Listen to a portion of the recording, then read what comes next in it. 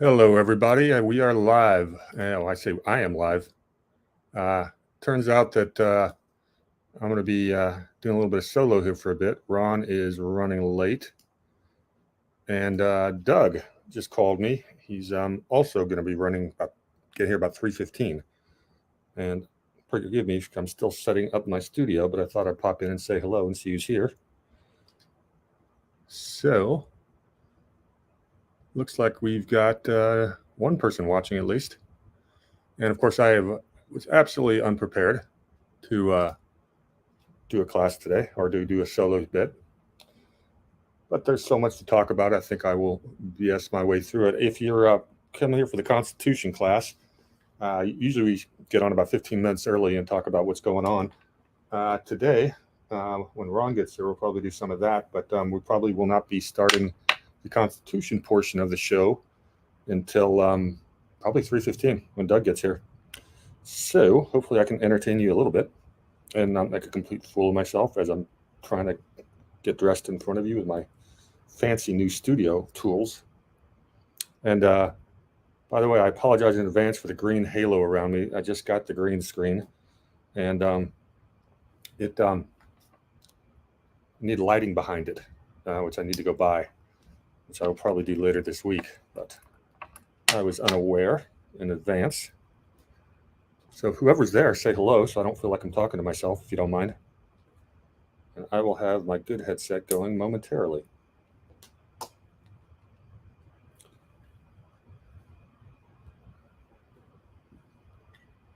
All right, well, I guess I'm talking to myself for now,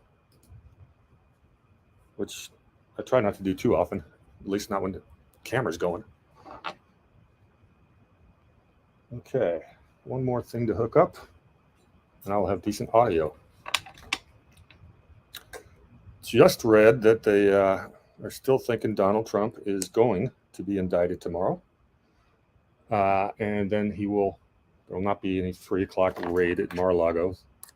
The Secret Service still protects Donald Trump, and they got an awful lot of input on what can or can't. Hi, Jamie. Welcome. We get on a little bit early for this show, and I am still getting prepared. And today's a little unusual because usually I have Ron here to help me with its early part. And I need to make sure that, give me 1 second, I need to make sure that my equipment is plugged in right. So just give me check that.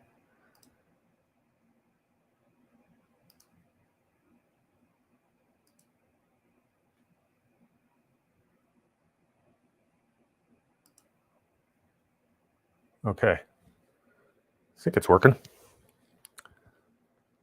Check all my plugs.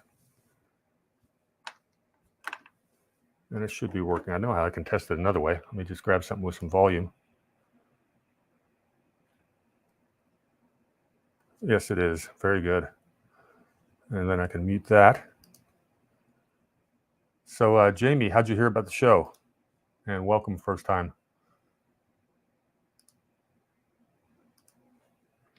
All right, so I was talking about Donald Trump, and he's getting indicted for an absolute bogus charge, which everyone knows is a misdemeanor, where the statute of limitations is already passed if it were a crime in the first place. And this guy, what is this, Bragg or something like that, whatever the prosecutor's name is, he was basically trying to make it into a felony using a federal statute, but that doesn't work either because, hang on, I got a tangle I got to deal with. Okay, so it doesn't. He's trying to make it a felony, which is not past the statute of limitations, but that doesn't work either because that's a federal crime, and a New York district attorney wouldn't have any jurisdiction over it anyways. So it is absolutely bogus. Apparently, there's an awful lot of people in the prosecutor's own office that are a little upset about this as well.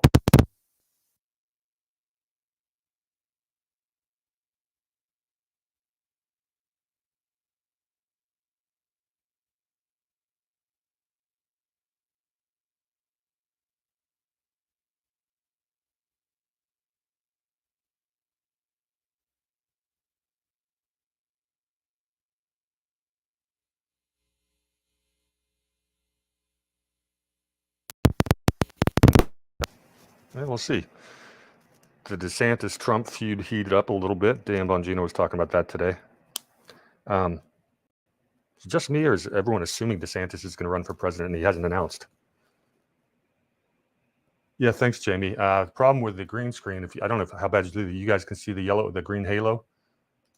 Ron was giving me grief about that last week, but I haven't had a chance to fix it yet. Been a rather busy several days for me,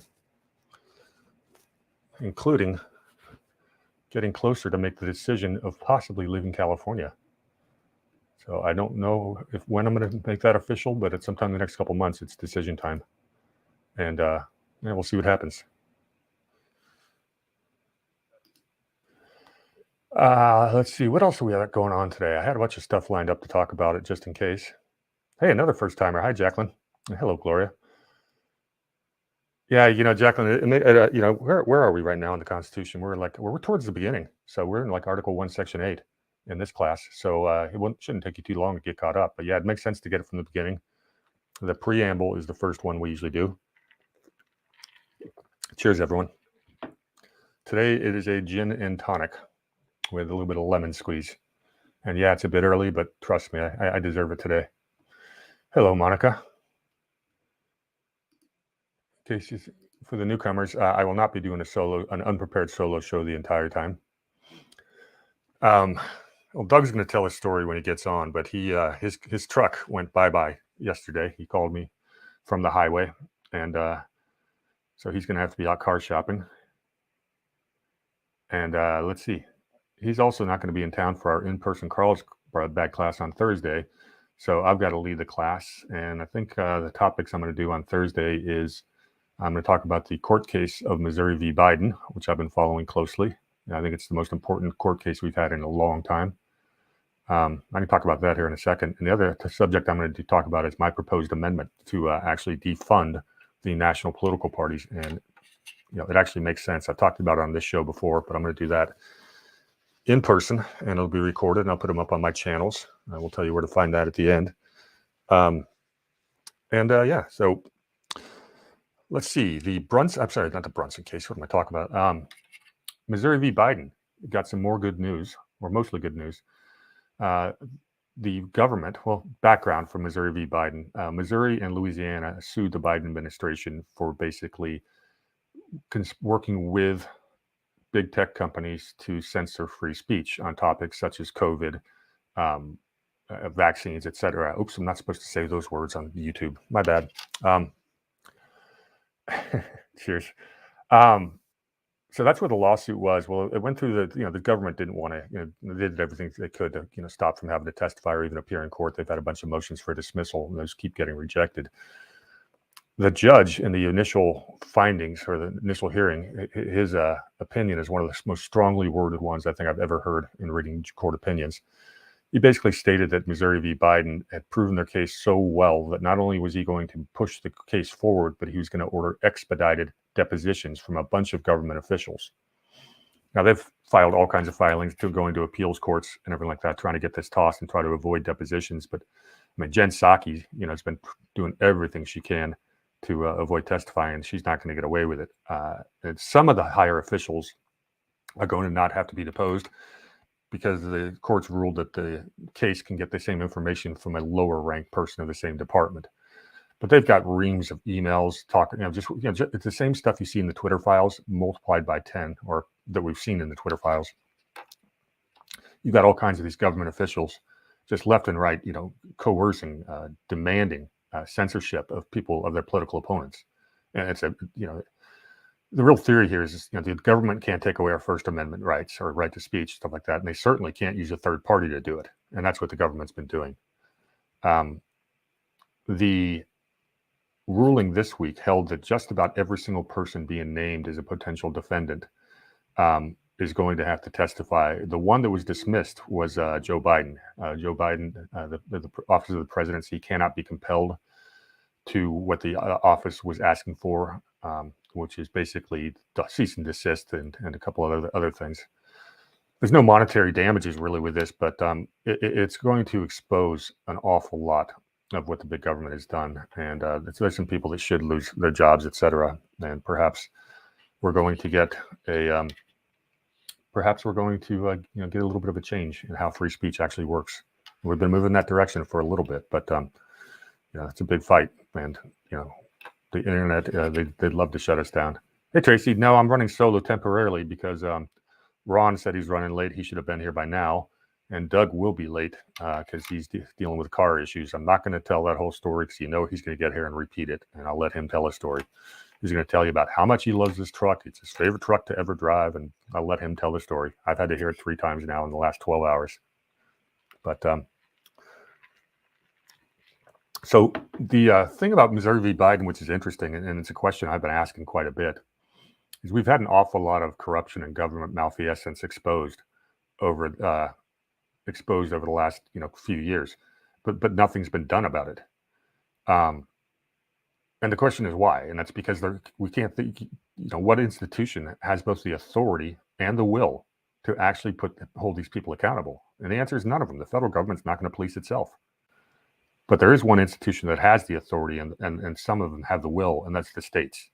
And I think this is Missouri v. Biden is providing a roadmap for how we can actually hold the federal government accountable, and it's looking like it's working. You can't, when you trust the court system, you sort of playing judge roulette. But that's why the appeals process is so important. And with this current Supreme Court, there's a chance for some things to actually work. And Ron will be joining me momentarily. I see him in the back studio, so I can actually zip it for a bit. So anyways, this is a roadmap for how states can hold federal government accountable. And I think you're going to see more of this. And it makes it really important in your home states. You get the right person in there as your attorney general. It's a very important position. Jacqueline says, I had a favorable SUV. It was falling apart, 13 years old. So husband got me a new truck. Good hubby. Yeah, I've got a BMW X5 that's been giving me fits for several years. It's been costing about $4 to $5 grand a year in repairs. And I think later this year, I'll be trading it in. And I'll go with a Toyota 4Runner, which I think is big enough for my needs. But yeah, this BMW I got a lemon. I bought it with very low mileage. And it still has low miles. It just doesn't act like it does. And when you get a foreign car, it always costs so much more to repair, especially BMWs.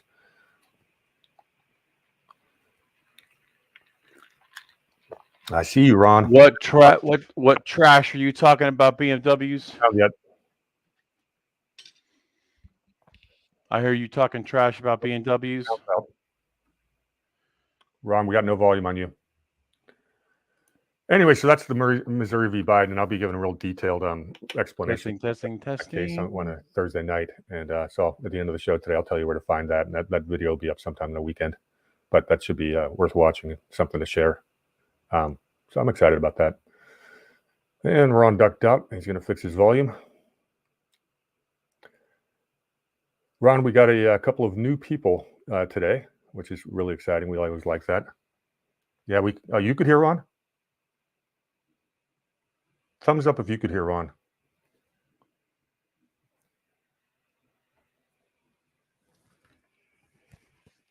Hang on, I know my volume is working.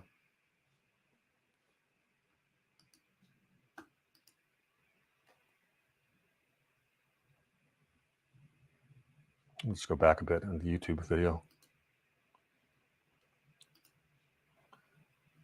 Yeah, that's really strange. So I could hear Ron on the YouTube version, but I can't hear him in StreamYard. Okay, can you hear me? So Ron, did you hear that? I can hear you on the YouTube side, but I can't hear you in StreamYard. And my earphones are working. The feed is all good. So there's something with StreamYard. Do I have to hit something like a mute or unmute? Or should I go without the earplugs? Or say something, Ron. Testing. Okay, so I think it's on Maybe your I've end got this because tab muted for some reason. I actually have I'm actually showing. Can you guys hear me? All right, let me duck out for a second. You can entertain him for a minute. Okay. I heard he was talking trash about BMWs. What was he saying about BMWs? Saying something about lemons? That's blasphemy. Blasphemy, I say. Hello, Stephanie.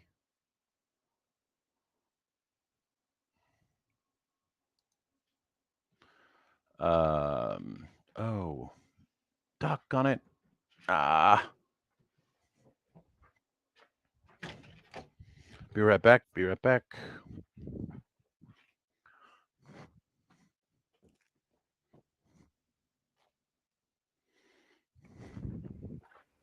Well, I hope that fixed it. Yeah, well, I can hear you. I've been able to hear you the whole time. You just haven't been able to hear me. So like a 12-second delay from what we're saying on StreamYard. Play around. Can you hear me now? Ron, I'm going to be playing around with my settings until I can hear you. Okay, so everybody else can hear me, and I can hear you. You just can't hear me.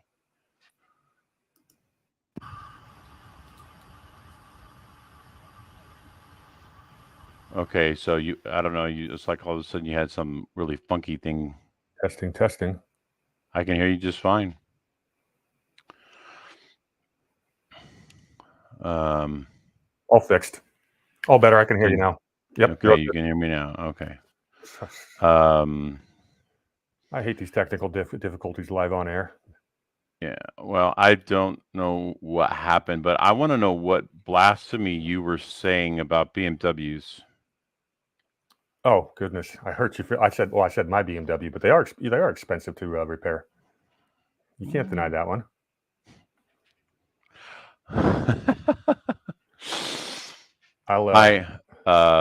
Thank you, Joy. I'll be taking mine in later this week for another $2,000 worth of spark plugs. The same thing I got fixed last summer. It was going again. So it's getting that the power surge is fading, going in and out. Oh, that's not fun. Nope. But I've got to invite Jennifer. That's why I've got to. Did you ever sell one of yours? No, I kept them both. Okay, cool. I kept them both. I'm paid off. They're not 100% paid off, but I mean they're paid until November. So and if I can't figure it out by November, then we all got big problems. So we may all have big problems, Ron. We're all gonna have big problems. Yeah. But it's like we've been talking for the last almost 2 years now. The crash of the financial system. The recipe is there. We're not past the breaking point yet, but we're getting really close to it. Yes, we are. I've got some charts over the extraordinary action going on at the Federal Reserve level behind the scenes. There's actually more money going out the overnight discount window now than during the 2008 and 9 financial crisis, and that is not a good sign. No, that is not a good sign. And see, okay, so my philosophy is warp speed was not about the thing that goes in your arm. Warp speed was Trump printing the currency into oblivion, basically accelerating the demise of the fiat currency ahead of its time, ahead of the time that the planned demise of the fiat currency was going to occur. So by pushing the accelerator on the money printing and devaluing the currency, it thwarted some of the plans of the people who want to crash the system inevitably anyway. So he just hit the accelerator. So I don't know. That's just that is a theory that I have. I posited that to I was on a conference, or I was on a video conference with Nino, Jim Willie, and Juan Savin, and when I postulated that theory to Juan, he didn't say yes, but he didn't say no. What he did was he used the analogy of Ramius turning the submarine, turning the Red October into the path of the torpedo, closing the Yeah. distance before it could arm itself. Yeah, I like the analogy. No, that theory is not unique. I've heard it from other places, and it's plausible. I heard something interesting the other day, and I'm going to put the link to this video in the chat right now. But Karen Kingston came out with a Rumble video, and what she said was interesting. I haven't really heard it before. The contract that Pfizer signed with Trump to produce the magic elixir came with some pretty smart conditions, that it had to be safe and effective, and certain other things. Karen breaks it down really well in the first 10, 15 minutes of the video I just posted. So you're going to want to bookmark that and watch it. A lot of Trump supporters they've always been, that's the one thing that they want him to address, that one issue that he kept pushing, even though most of his supporters don't agree with it. Mm-hmm. Well, this may actually do a lot to address that. So I highly recommend that Karen Kingston video. My apologies for not sending you sooner. I was basically living out of a suitcase for like Thursday through Monday morning. Oh, I know. It's all good. Yeah. I was not on a computer more than an hour for 4 days, which if you know me, that never happens. You're welcome, Jennifer. What did Jennifer say? She didn't say anything yet. She will. Okay. So you're talking to people that aren't there? No, she's here. Okay. I had to send her the invitation, because if I don't send her the link, she'll forget. We'll have to get you set up on automatic notifications for the shows. Although Doug actually does send them out. Well, no, I send them by text. Yeah. Jennifer's my friend, so I can get away with saying that. Fair enough. See, she says I'm here, and yes, I forget. So, but I'm not critical of her. So, okay, I will check this out. Interesting. Yeah, that's a good one. I see it. And Karen Kingston's been one of the more reliable people in all this whole thing. I met her. I actually have her number. It's funny how our movement's such a small world. So many people. I mean, there's so many connections. Mm-hmm. What was that good? I met her at one of Clay Clark's things in Tulsa. So she's actually really nice. Oh, I'd imagine so. And brilliant. I mean, just absolutely, and highly intelligent. Darren, you're not allowed to even change your oil here in California. Yeah. And well, and you don't want to do it on a BMW. No, you need a specialized tool to do everything. Yeah. Just the toolkit alone's got to be $100,000 to work on it yourself. You can say what you want about BMWs, but I love those cars. I love to drive them. And there's Mr. Gibbs. Hey, you must have pulled a miracle, Doug, because you said it'd be a miracle if you got here by 3:15. Yeah, with the rain and all that, I'm surprised, to be honest with you. Well, so I actually of the opinion that Californians are getting tired of the rain. Oh, yeah, without a doubt. And it's about to come down really hard again here in about 2 hours. Mm-hmm. It's amazing when people from places where it rains a lot say, "Hey, I hear you have some real rainy weather out there." They're just not used to us getting that. But I was in such a hurry, I didn't even put up the green screen. So if anybody wondered what the walls of my office looks like, here you go. It's all good. Yeah. So I am, for those of you in the chat, hello, how you doing? Good to see you. Sorry I'm late. There's many factors involved with that.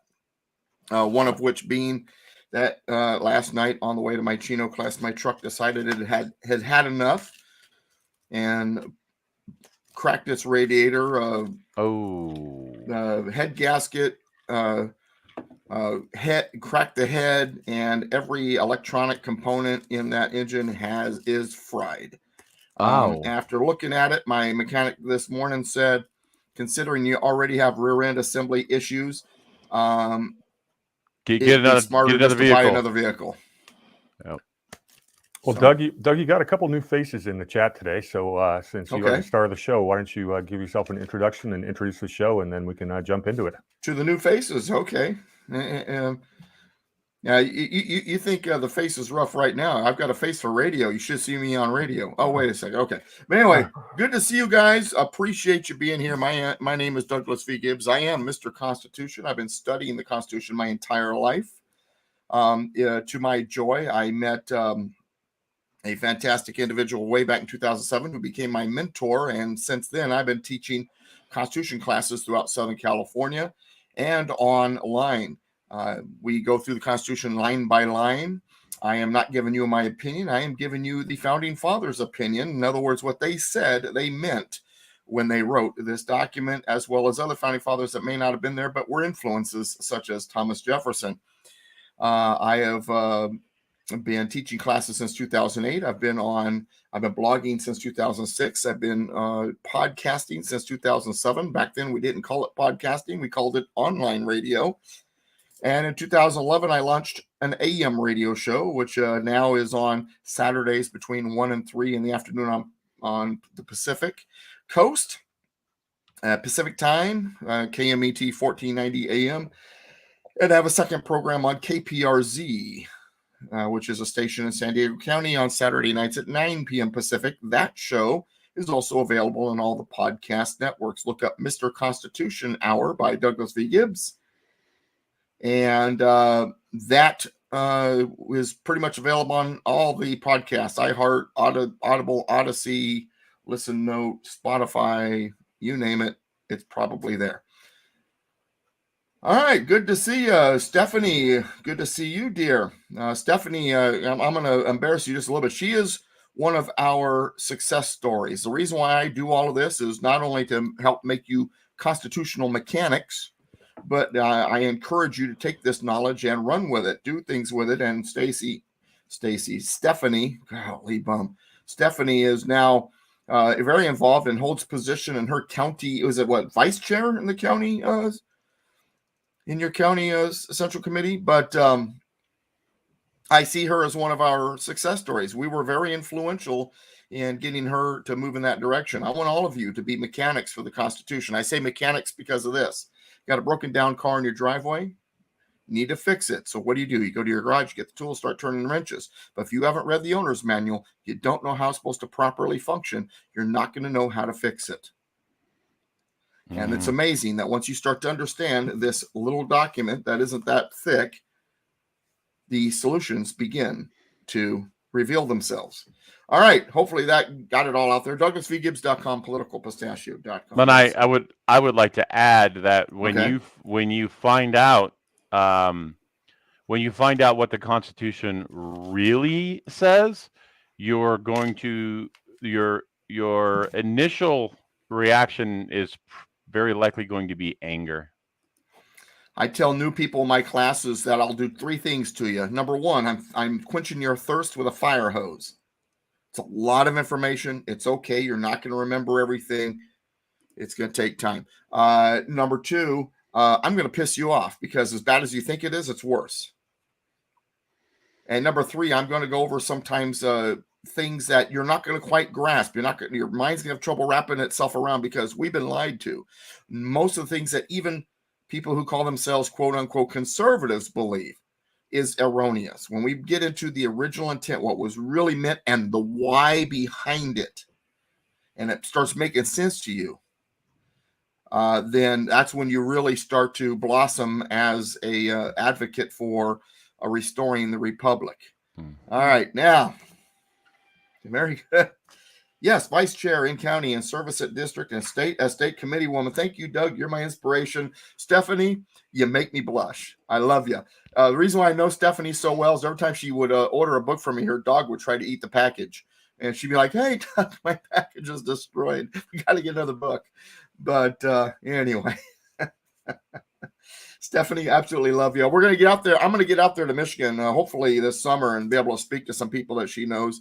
I am willing to come around the country to speak, but just realize I am not independently wealthy. So you'll have to come up with the money to get me there and pay for my time and all that. But I am definitely available to speak around this country. About a year and a half ago, I did a tour where I was in Corpus Christi, Texas, Diamond Head, Mississippi, Hendersonville, Tennessee, and Colorado Springs, Colorado. And then last July, I did an event in Denver. So I do travel if I need to. I've got events here in Southern California coming up pretty soon. I've got Orange County this week. I've got April 1st. I'll be in Huntington Beach at the Eagle Forum State Convention. I'll have a table. I'm not speaking at that one. Then on April 13th, I'm speaking in Torrance, and on May 9th, I'm speaking in Camarillo. So I get around. Okay, we are at the very, very, very, very, very end. Boy, you guys are on target. You know where we're at. Very, very end of Article 1, Section 8, the final clause, the necessary and proper clause. And you're going to get a kick out of this. The necessary and proper clause is commonly known as, referred to as, by the enemies of the Constitution mostly, and the legal industry, are you ready for this? The elastic clause. Now, calling it the elastic clause is kind of, especially from my point of view as constitutionalist, is kind of comical. Gentlemen, when you think of elastic, and personally, I think of the elasticity of the waist area of your underwear. When it comes to being elastic, what do you think of? Oh, it stretches. Oh, it stretches. You can stretch it as far as it, man. You can stretch it and you can twist it and you can play with it.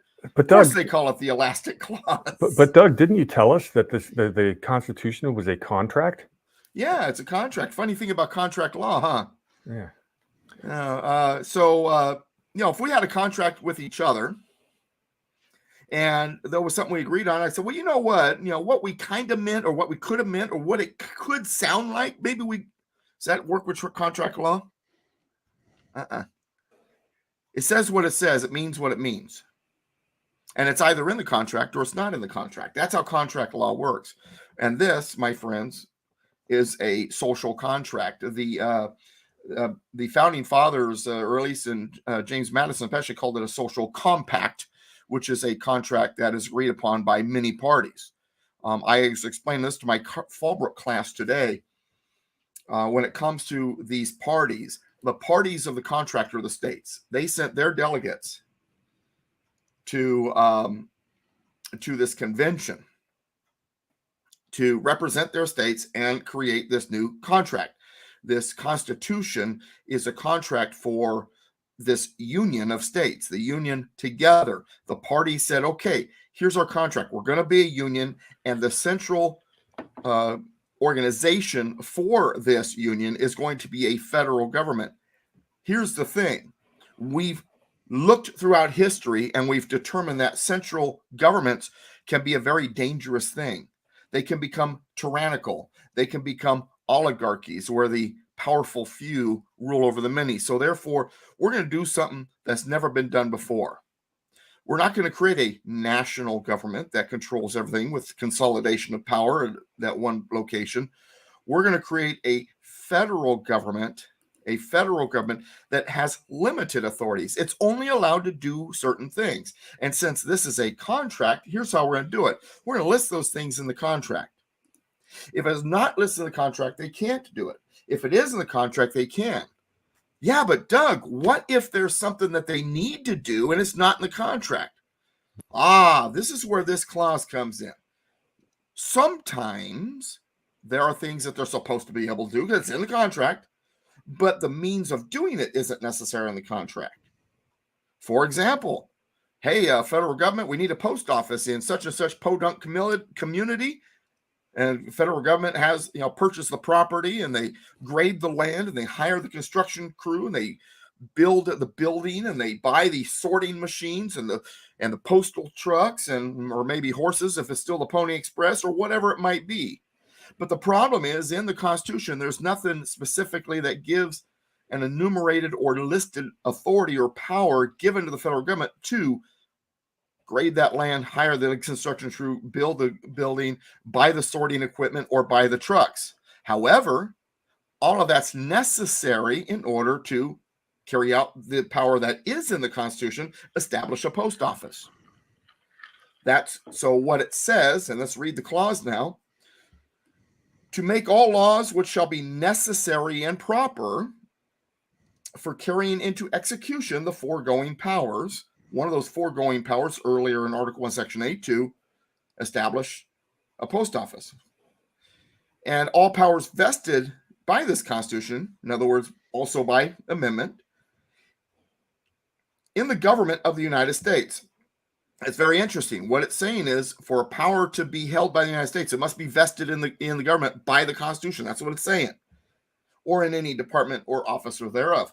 So what it's saying is, we get it. There's going to be some things that are not in the Constitution. So even though an enumeration doctrine exists in which, in order for the federal government to have an authority, it must be in the Constitution. There's going to be those things that aren't necessarily in the Constitution, but it's necessary in order to carry out what is in the Constitution. So necessary and proper. If you must do it, it's necessary, it's proper. It can't be done unless you do these things, then you can do it. Well, there's this guy named Alexander Hamilton. And boo. Go Zags. That was from me again. I keep typing in the StreamYard and it comes as Ron instead of me. Gonzaga. What's a Zag? Gonzaga. Oh yeah, that itty bitty little no nothing teeny little college that doesn't know how to play basketball. You talk about that group? That's the one. Yeah. My cousin. Yeah, played. the Arkansas Hogs, by the way, are in the 16 also. But anyway, I don't know how they did though, but they beat number 1 Kansas. Not bad. I actually haven't watched the tournament at all. I watched zero basketball. Oh, okay. Yeah, my Hogs are new. I'm an Arkansas Razorbacks fan, by the way, for those of you who are wondering why I'm talking Hogs. But anyway, and Mr. Ron, I know what he's a fan of when it comes to some sports. I don't know about college basketball, or if you care about college basketball. Do you? I'll take that as a no. Me? Yeah. You're the only Me? one on here. Are you asking me? Oh, do you care about college basketball? No, I was having an. Hell no. Okay, now that I've gotten sidetracked, I'll get back on track. Hang on a second. Shoot the there's rabbit. only one. Get back on the main. There's only one sport. It's called baseball. Yeah. So how is it you got it so right with the sport and so wrong with the team? That's what I've been now trying to figure out. I mean, yeah, Dodgers fan. I don't know what's wrong with you. It's almost as bad as being a Padres fan. Anyway, now that I've made them both mad, let's continue. You mean both of our teams that actually made the playoffs last year, and yours didn't for like the 12th straight year? Yeah, for lack of a decent ownership and not following the ideas that were originally put in place a decade ago, 2 decades ago, about having a good farm system. Yeah, those guys. Yeah, I'm disappointed in my team right now, but that's okay. All right, now. So here, now getting back to now the elastic clause. So we got this guy named Alexander Hamilton. Now, Alexander Hamilton, for those of you who may not be familiar, and you know, this kind of brings up a conversation that Brady, the war hamster, had a while back. There was this young man. I'm not going to get into names all. I just want to tell the story. There's this young man who is running for office, and he's a lawyer, and he's a businessman, and he concealed carries, and I mean he is the ultimate, involved Republican, and checking all the boxes, and Brady's having a conversation with him, and it sounds like this kid, might be, something good. So he asked him a simple little question: "Who's your favorite founding father?" And the kid responds, Alexander Hamilton. What was your response? I took a deep breath and said, we need to talk. and to his credit, he's been coming to Constitution class in person, pretty regularly. Yeah. So and he's been listening. So yeah, and I think after that initial "we need to talk," it was wrong answer, and I've got someone who you need to meet. So Alexander Hamilton, for those of you who are in the audience, you're not really sure who this guy is. Alexander Hamilton was the first Treasury Secretary of the United States. He also was George Washington's scribe during the Revolutionary War. The guy was a war hero. He loved this country, and he believed that America was the next great empire. The problem with that is, by believing it was the next great empire, he believed the way to achieve this was to have a big, strong central government. So in a way, Alexander Hamilton was the first lefty, I guess you could say, when it came to American history. When people ask me, well, gosh, Doug, when did the Constitution first come under attack? My response is before the ink was dry. Alexander Hamilton was in the Constitutional Convention. By the way, did I mention I'm reading a book about him that I'm finally almost done, by the way, Brady? It's taken me a lot longer than it should have. For those who couldn't see that, How Alexander Hamilton Screwed Up America by Brian McClanahan. My favorite book about Hamilton's called Hamilton's Curse by Thomas J. DiLorenzo. Hamilton had ideas. Well, Doug, let me jump in real quick because I came prepared with a couple of quotes on this topic today. Because you knew I was going to get into implied powers. I had them ready last week. I thought we were All going to right, get well, let there. me say this then before you jump in. So Alexander Hamilton believed in a bigger government, and when he had the opportunity to apply it, and people said, well, wait a second, that's not in the Constitution. His response was, well, the Constitution implies it. The idea of implied powers or implied law, which you may have heard of, was completely invented by Alexander Hamilton. All right, sir, run with it. I got two quotes from you, pretty good sources too. From a guy by the name of Murray Rothbard, you might have heard of him. He's talking about what the Hamiltonians wanted. He says what they wanted was to reimpose in the new U.S. a system of mercantilism and big government similar to that in Great Britain, against which the colonists had rebelled. The object was to have a strong central government, particularly a strong president or king as chief executive, built up by high taxes and heavy public debt. The strong government was to impose high tariffs, subsidize domestic manufacturers, develop a big navy to open up and subsidize foreign markets for American exports, and launch a massive system of internal public works, road building, canal building, government funded. In short, the U.S. was to have a British system without Great Britain. And that's pretty darn accurate. All right, quote number 2 is from Douglas Adair, who was the editor of one edition of the Federalist Papers. In the intro, he says, with devious brilliance, Hamilton set up by program of class legislation to unite the propertied interests of the Eastern Seaboard into a cohesive administrative party. At the same time, he attempted to make the executive dominant over Congress by a lavish use of the spoils system, which is giving jobs as favors. In carrying out his scheme, Hamilton transformed every financial transaction in the Treasury Department into an orgy of speculation and graft in which selected senators, congressmen, and their richer constituents throughout the nation participated. I like that. And you wonder where speculators came from? There you go. And this is exactly the system that is developed in modern day America. Absolutely. Devious brilliance. That is like the perfect quote. Devious brilliance. Devious, deceptive. I like the orgy of speculation and graft. That's one I gotta keep that one in my lexicon. Yeah. Now the reason why this is all important, and it really kind of goes back to 1791. So real quick, especially for new people, but all of you folks, let's kind of get back to kind of where we are. So we have 1734, Great Awakening. We have 1774, so it takes about 40 years of a Great Awakening, and we get the Articles of Association. 1775, Lexington and Concord. 1776, the Declaration of Independence. 1777, the writing of the Articles of Confederation. 1781, the ratification of the Articles of Confederation. And then 1782, pretty much the end of the war. 1783, the peace treaty. 1783. 1786, Shays Rebellion. 1787, the United States Constitution. 1788, the Constitution is ratified. 1789, it goes into operation. 1791, the ratification of the Bill of Rights. And it's at this point that Hamilton begins to really hammer into place his policies and his wish list. I gave you that so that you saw that, number one, it's in the grand scheme of time, it's a relatively compact period, but it wasn't instantaneous. It still took time. 1791, we've got this idea. Now let me back up. Remember that I mentioned that post office, and it says establish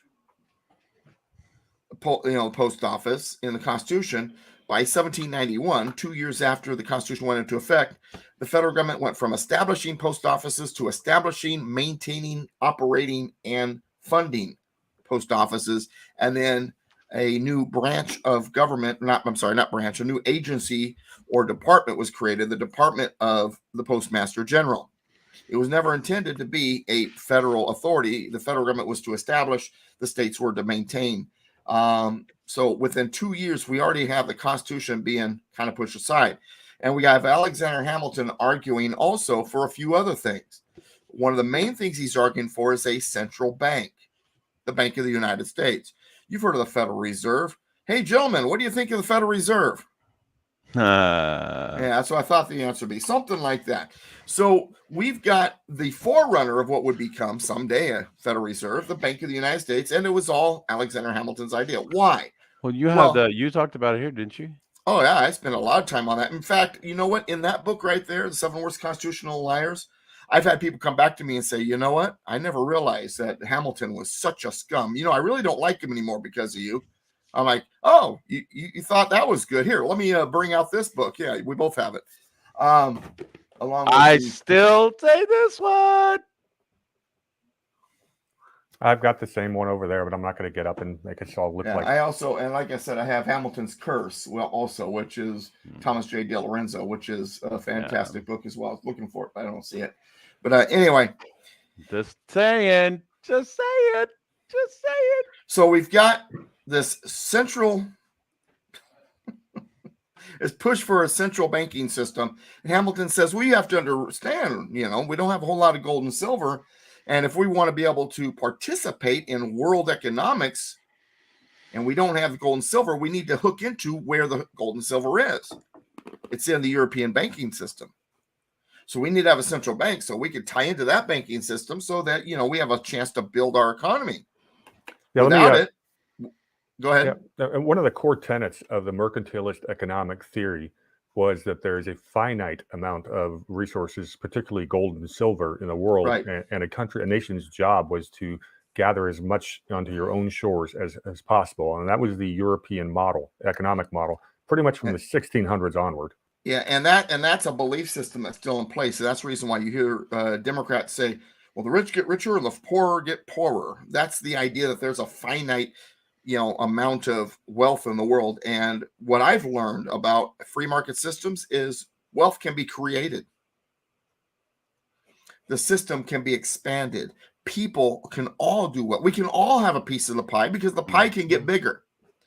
There's not a limited size to the pie. And so this idea that we had to tie into the gold and silver in Europe and we had to be able to, transact, in that manner, we need a central bank, but also this, because see, let's go back a little bit. In the Constitution, Article 1, Section 8, it says that Congress shall have the power to coin money, regulate the value thereof. Well, if Congress is coining money, who is not coining money? The banks. The banks. So what this did, the Constitution was actually written to separate us from that banking system, that centralized banking system that was forming in Europe. And I say forming. It wasn't totally formed yet. The four sons of a very famous last name that if I said it, everybody would go, yeah. Are you ready for the name? Starts with an R. Starts with an R. Rothschild. Ends with an R. Oh yeah, ends with a D.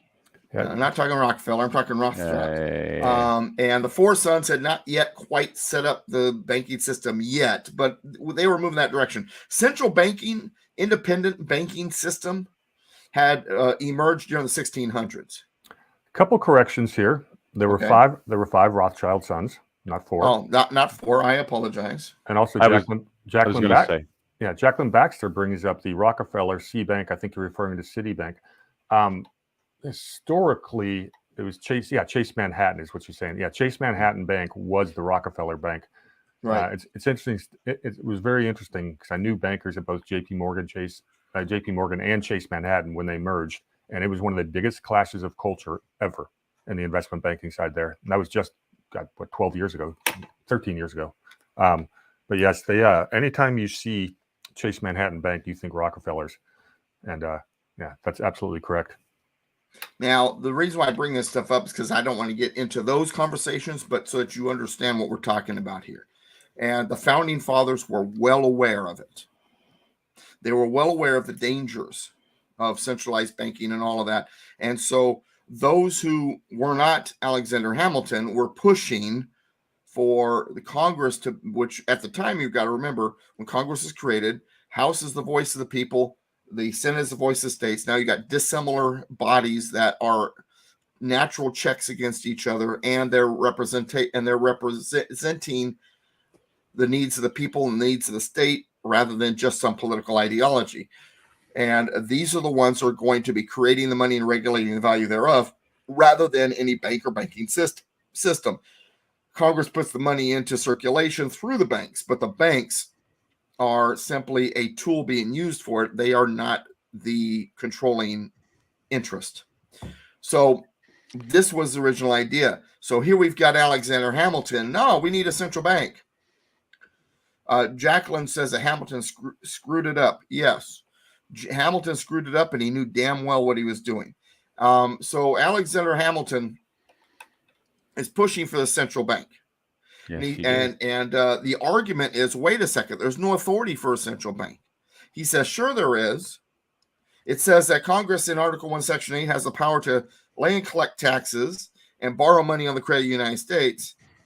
And so therefore, and regulate commerce. So therefore, they need a bank to do so. And Thomas Jefferson, who was Secretary of State at the time, says, well, that it's not authorized, though specifically, it's not specifically enumerated for the bank.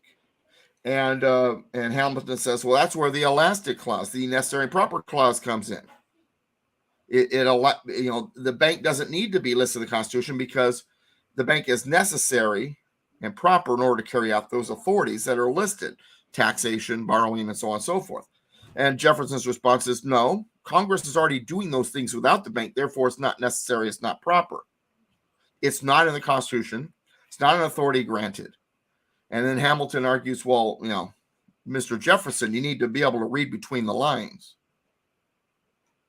And Jefferson had one of the greatest comebacks in history. I have read between the lines, and there's nothing there.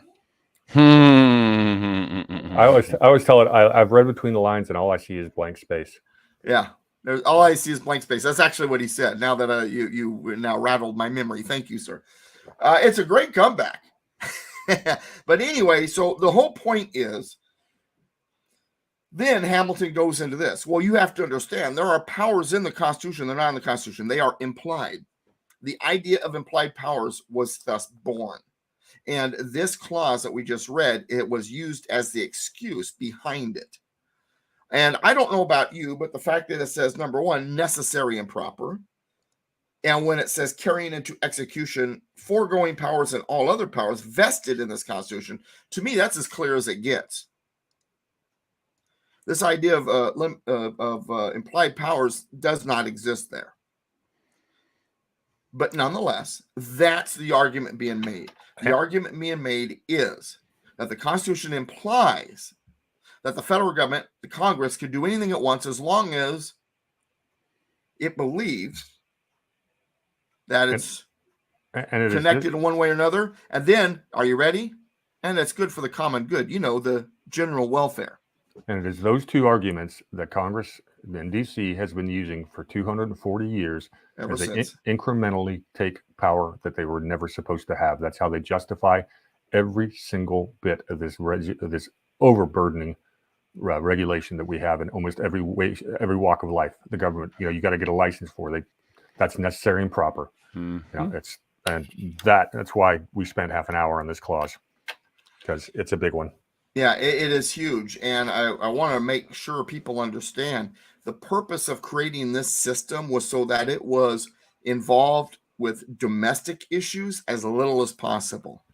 It was created to handle external issues, war with other countries, trade with other countries, maritime law, things like that. But what was internal was to still belong to the states. One of my favorite quotes to help people understand this, to help kind of get your mind wrapped around what we're trying to say, comes from Federalist paper number 45 by James Madison. James Madison was one of 3 people who wrote the Federalist Papers. And it's interesting because Hamilton and John Jay, who were big government guys who were writing the Federalist Papers, trying to convince New York to accept the Constitution because it was a step in the right direction for bigger government, then invited James Madison, who was not a New Yorker, he's from Virginia, to help out. Madison, going into the Constitution, thought more like Hamilton. I wonder if maybe Hamilton, in inviting him, thought he was still that way. Madison's papers in the Federalist Papers are some of the best written articles about what the Constitution's about. Hamilton's and John Jay's, not so much. Now, what's interesting is in Federalist 45, Madison's very good at laying out what the authorities are and really arguing against this idea of implied powers. Both Jefferson and Madison has quotes. Jefferson's when it came to the central bank argument, and Madison's in his veto of the bonus bill in 1817, how we don't have a Congress with unlimited power for the general welfare and the commerce. We have a Congress with limited powers that are limited to only those powers that are enumerated in the Constitution. If we have a Congress with unlimited powers, we don't have a limited Congress as established in the Constitution. Both of them wrote essentially the same thing. And in Federalist 45, to help you understand that, here is what Madison wrote. The powers delegated by the proposed Constitution to the federal government are few and defined. Those which are to remain in the state governments are numerous and indefinite. The former will be exercised principally on external objects as war, peace, negotiation, and foreign commerce, with which last the power of taxation will, for the most part, be connected. The powers reserved to the several states will extend to all the objects which, in the ordinary course of affairs, concern the lives, liberties, and properties of the people and the internal order, improvement, and prosperity of the state.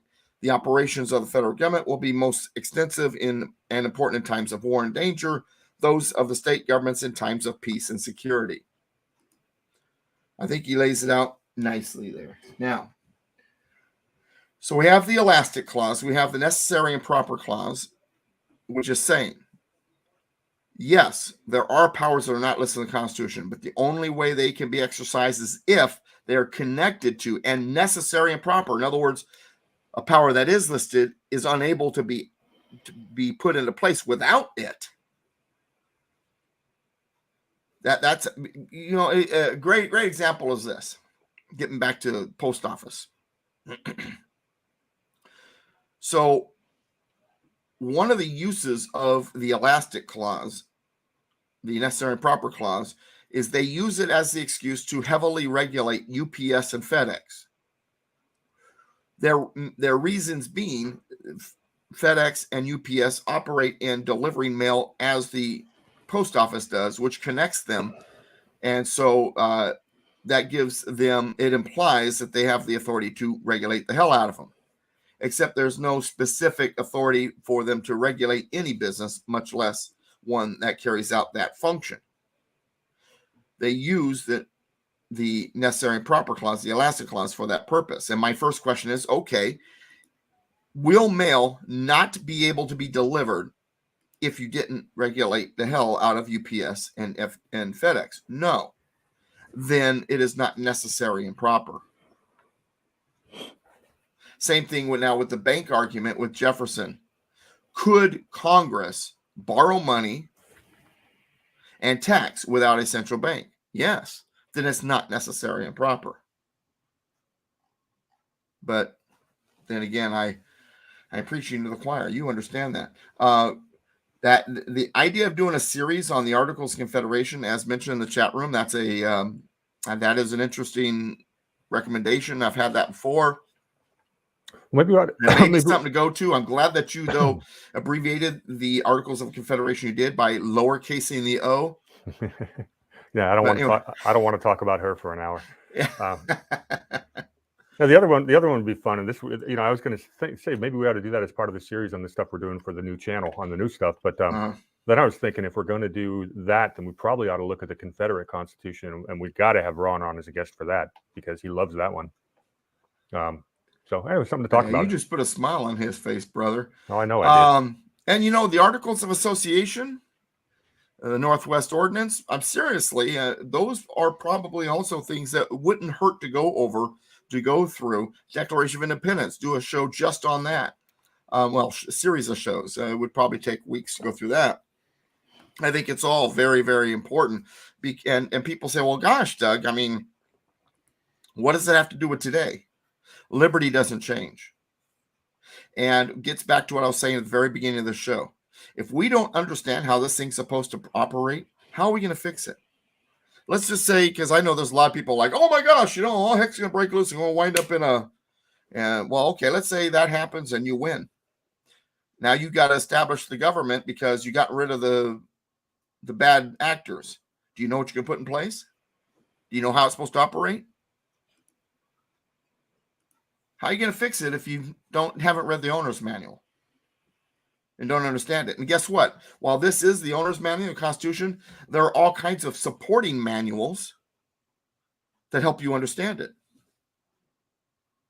like the Declaration of Independence, like the Articles of Confederation, and like the Constitution of the Confederate States of America. It is a very interesting read because you really get to understand what their gripe was. And you know what? And we talked about this in class today. Because I hear all the time, war between the states, Civil War, which it wasn't a civil war, but we'll call it that for the moment. That was all over slavery. If it was all over slavery and the war started in 1861, how come Washington, D.C. didn't abolish slavery till 1862?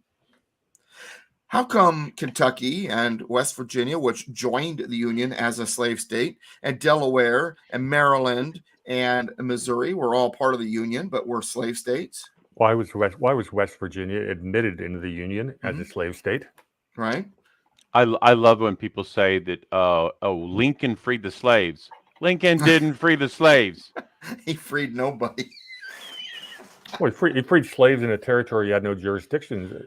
He didn't even free them. What he did is he proclaimed, exactly. Of course, there was no legal authority. He proclaimed that any slaves in Confederate states that was under military control by the Union were free. That's basically what he did. Yeah. So what I always, we're talking about let me finish, Ron, real quick. We're talking about the Emancipation Proclamation, and when people say that's how he freed the slaves, no, because the Emancipation Proclamation didn't free a single slave in the North in the Union. So obviously that shows you what his real intent was. There were still slaves in Maryland, New Jersey, and was it Delaware or Missouri? One of them. Delaware was still a slave state. Maryland was still a slave state. Kentucky was. Missouri. Missouri is an interesting state. It had kind of a split personality. They were a part of the Union, but they also had a second Congress that was a part of the Confederacy. It was New Jersey was in there too. New Jersey, I think. Yeah. New Jersey, if I remember properly, yeah. They had just freed they just abolished slavery right at the time of what was going on. I don't think once the war started, they still. I mean, I could be wrong. I believe New Jersey had. New Jersey. Doug, I just read this the other day. Ron is correct on this one. Yeah. I trust me. I know. McClanahan was talking about that just last week, and he usually has his facts right. So, anyways, that's a fun part about the show sometimes is every once in a while, every few weeks, Doug gets a fact a little bit right, and Ron and I get a jump on him. Sometimes we catch him just missing a detail. Oh well, it's not about that. I'm not trying to jump on him at all. I'm just I assure you I'm not wrong on that. New Jersey was the last northern state to end slavery June 19th, 1865. There you go. I thought they were holdout. Yep. Okay, they held out. I knew Delaware and Maryland had held out, but I had forgotten about New Jersey. Thank you. And I was just looking ahead and realized that the reason we spent so much time on this, besides it being so important, is the next section we're going to do is a very long one as well. Yeah, the next one is a very long one, and it kind of ties into this. All all of this is important. All of this is key. And it's important for us to understand all of this because, once again, as Americans, if we want to restore our republic, because, it's funny because I was talking to someone today and they were talking about how different people have their different kind of their areas of expertise and what they work on. And the reason why this got brought up is on Saturday for the Constitution Association, our speaker was Mariah Gondiero, which is one of the two lawyers that's representing the Election Integrity Project California in their lawsuit against California. And when we got talking about the Election Integrity Project California, and one of the co-founders is Ruth Weiss and Linda Payne. And Ruth Weiss is a friend of mine, and that's her expertise. That's what she does. Yes, there's all kinds of things we need to do to save this country, but for her, election integrity, that's her thing. That's very important to me. I'm a firm believer that election integrity needs to be tackled and taken care of. That's the reason why my last 3 meetings for the Constitution Association, I've had speakers regarding election integrity.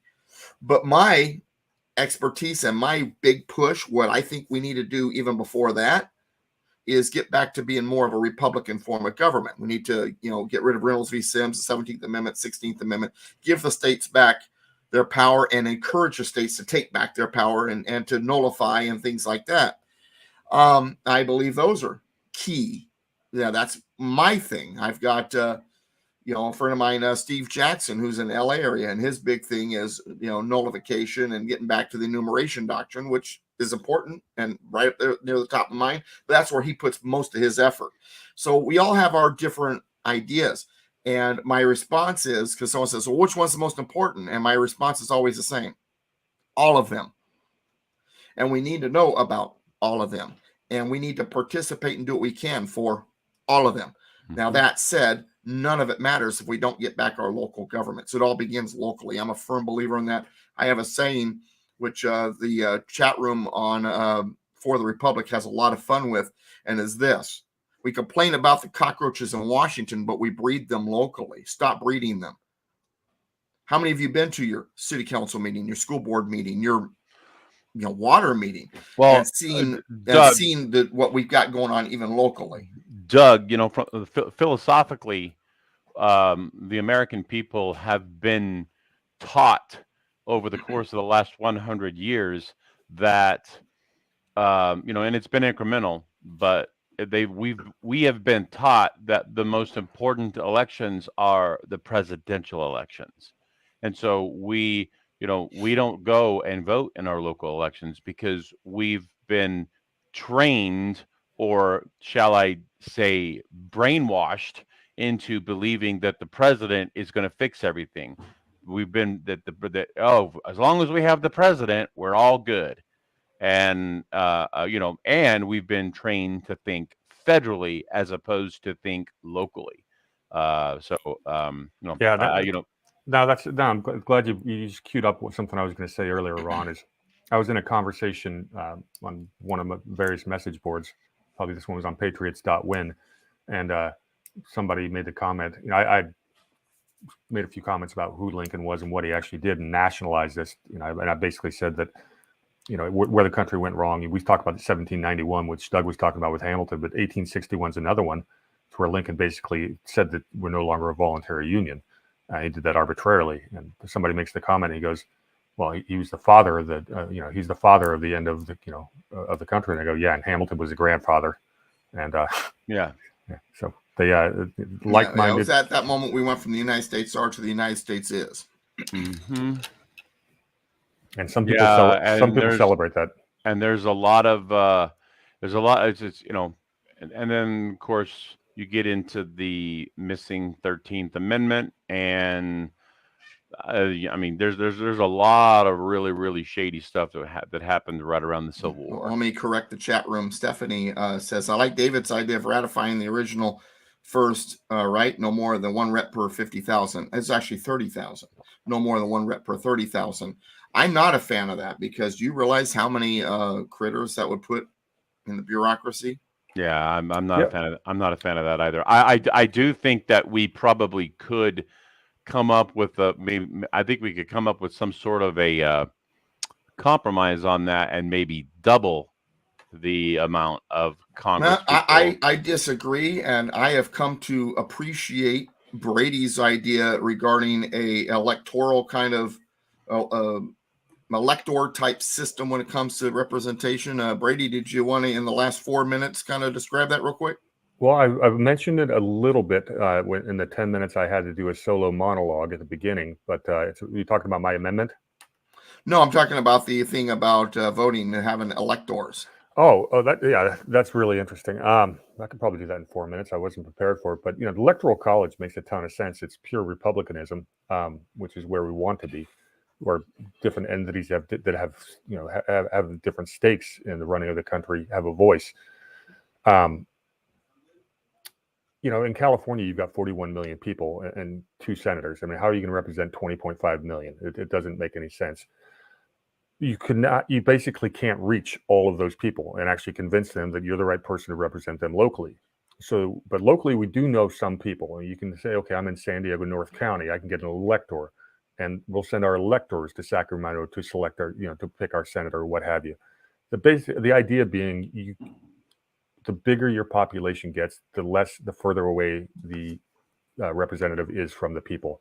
And so you need to, if you put another layer in there, to say, okay, I can vote someone who I know, whatever political party I know they represent my local values, and let that person get to know the politician.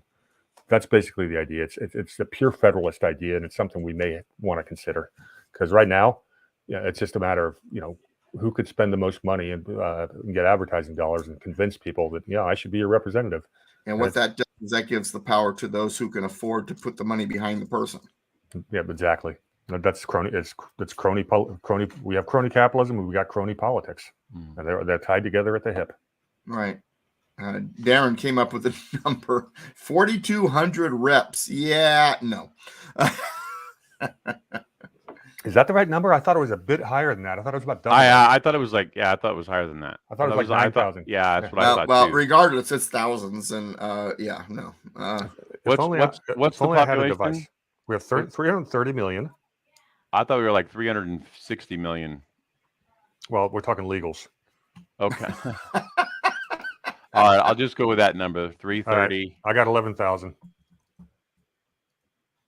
That show up? Divided by 30,000.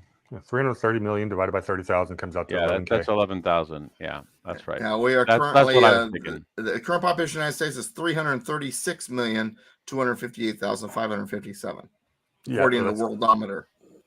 That's if you believe our census, which I don't at this point. Yeah. You guys have heard that they've come out afterwards since the 2020 census, and they said basically California should have lost another Congress position, and I think New York also should have lost another one, but they messed with the census, so they stole 2 more seats than based on the population changes. Nothing surprises me at all about making sure that California and New York have overrepresentation. California and New York have had their, basically California and New York is where they poisoned everything from the get-go, and then it's spreading like freaking like a virus. I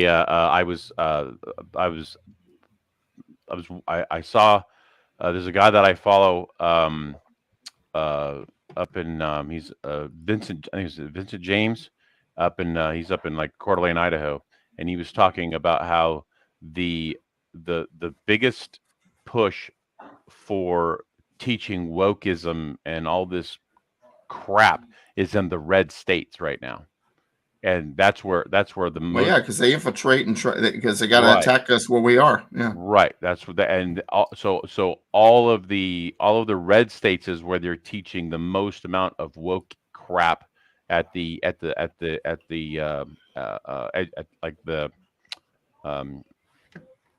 elementary level. Thank you. Yeah. 2 more comments before I go. Number 1, Darren, love the comment. This is where militias would be important. Yes. I'm not going to get too much into it because I like having our show not slapped around, but yes, exactly. Well, okay. I'd like to. And when I talk about that, I'm not just talking about the military thought about it, but the executing the laws of the union part. There was I watched a very interesting video the other day, and I'll show if I can put it in the thread or even in the comment section. But it was a guy who was saying, basically talking about the militia versus the government or something like that, and he went down and laid out like the entire case about about the people trying to fight the government, and it was fantastic because it was a very sobering reality of like, if you really think you want to do that, you really want to try that, nah. Yeah, my friend Todd and I have talked about this quite a bit in these classes. Same thing. Yeah, There's a Militia comedian. is important though because of the role that it was supposed to have constitutionally, where it is a community force, committee of safety, so to speak, where through the militia, the federal government needed to operate if it was to have anything domestic, and for us to not allow agencies, policing agencies by the federal government, but for if there are going to be any domestic laws, they would go through the sheriff and the militias in order to be carried out within the union. That's the role of the militias. Before you go on, Brady, one other thing, because I'm watching my time and I'm limited here, is I'm watching a couple of gals in Michigan get to know each other in the chat room, and I just shared that link, by the way. Go ahead. Sorry. Okay, very good. And when it comes to that, where we got a couple of gals now in the chat getting to know each other who are both in Michigan, that's one of the things I love about what I do. I can't count how many times I've seen people connect, become friends, work together, rally, get movements going because they met because of this funny thing called the Constitution class. I really enjoy that part of what I do. Brady and I talk about this all the time, how the group down there in Carlsbad at that class in Carlsbad, California is such a neat group. It's such a tight group. They've become friends. And there's a few of the folks in that class will tell you straight out, this is my social life. I didn't have anything. And I look forward to this. These are my people. I know when our good friend Bill decided to pack up and leave the state, and he says, hey, man, I've got the best group of friends I've ever had because of this class. I absolutely appreciate and enjoy watching that. So Jacqueline and Stephanie, hopefully you guys get to know each other and can cause some fun there in Michigan and get to know each other. And you don't know how much I appreciate the fact that these classes, these opportunities create those types of connections. It is such a big deal to me because these aren't just classes. These are opportunities to fellowship with like-minded individuals and become advocates in arms. So, Well, yeah, and it's so easy to get to know people because you've got shared values, and it just makes. You go out to, I don't know about the rest of y'all, but if I get invited to a social event where I don't know most of the people, you got to watch what you say these days. But you go out with a group of people that have been sitting through Constitution class with you for 6 months, you can talk about any darn thing you want. Especially our friend Bill. There you go. Not that I'm real good about watching what I say, but I do try not to offend people most of the time. Well, there is a certain decorum as human beings we're supposed to carry, but at the same time, it shouldn't be so ridiculous that it becomes what it's become with political correctness and all that. There's supposed to be a balance, and that's what the Constitution is all about: is balance. I am extremely outspoken, and I don't care if I offend anybody.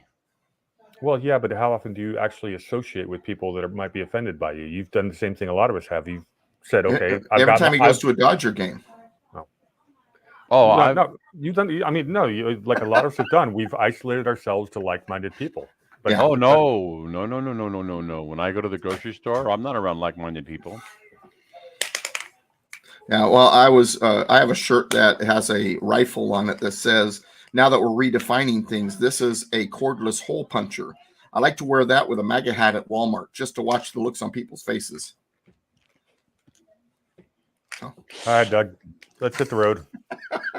Have a good day, everybody. Thanks for coming in and watching the Constitution class. Yeah, and we'll get into Article 1, Section 9 next week, and just a little teaser. So we're going to get into the Atlantic slave trade and why that is such an important part of this document we're studying. So see you next week. I look forward to that one. All right, guys. See you next week.